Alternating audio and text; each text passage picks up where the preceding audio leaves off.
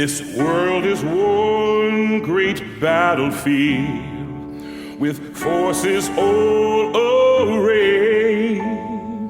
If in my heart I do not yield, I'll overcome someday. I'll overcome someday. I'll overcome someday. If in my heart I do not yield, I'll overcome someday. Like the Civil War itself, slavery didn't end with one decisive act.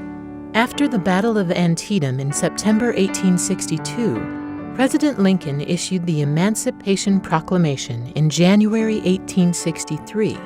It declared all persons held as slaves within the rebellious states to be free. Northern abolitionists welcomed the proclamation as a first step, while Southern slave owners ignored it.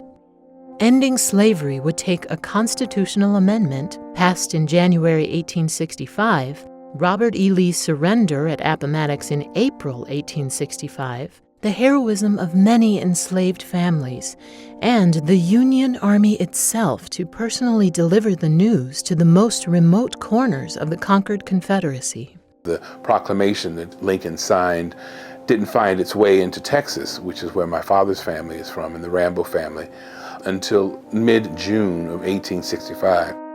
On June 19th, Union General Gordon Granger arrived in Galveston and personally delivered the news. The people of Texas are informed that, in accordance with the proclamation from the Executive of the United States, all slaves are free.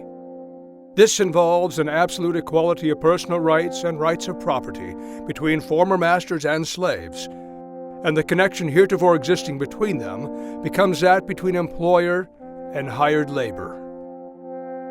There was a lot of celebration, but there was also a lot of sadness, a lot of concern, a lot of fear. Both enslaved Africans and those who held slaves didn't know what really to do now. As freed Americans, where were we to go?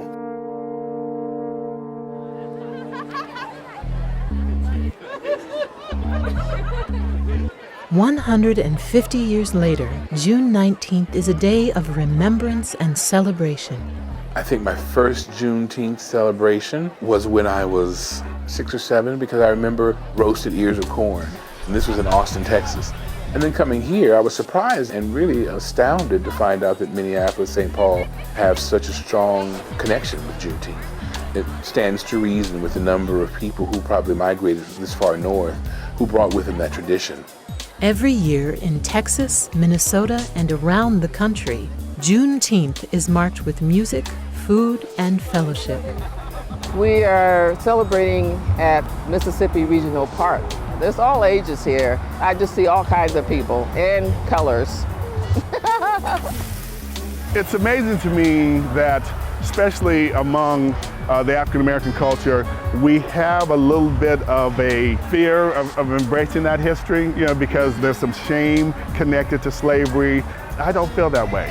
I feel that that is such an important part of who I am as a person. The strength that I have within me comes from that struggle. African American Independence Day. Absolutely. We're celebrating. Yep. Our day of liberation, our day of liberation. It's important to have opportunities for us to celebrate our oneness, our wholeness, our completeness, our dynamic selves. It's vital to African American people to have an opportunity, a date that heralds the importance of who we are as a people and what we've been through as a people. Juneteenth gives African American communities a chance to reflect on their ancestors' struggles and achievements, and also to spotlight current issues. There is a lot going on in this world. There's a lot of anger, a lot of frustration, and a lot of uneasiness. The foundation you have can kind of give you a little bit more of a sure footing, because you can look and say, well, wait, my family made it through this hatred. Somehow they made it through. Yeah, so take that strength and go up to the next level. I love seeing the support that I get every year. It's always new people I'm meeting and hopefully collaborating with them so we can have Juneteenth and not let it die.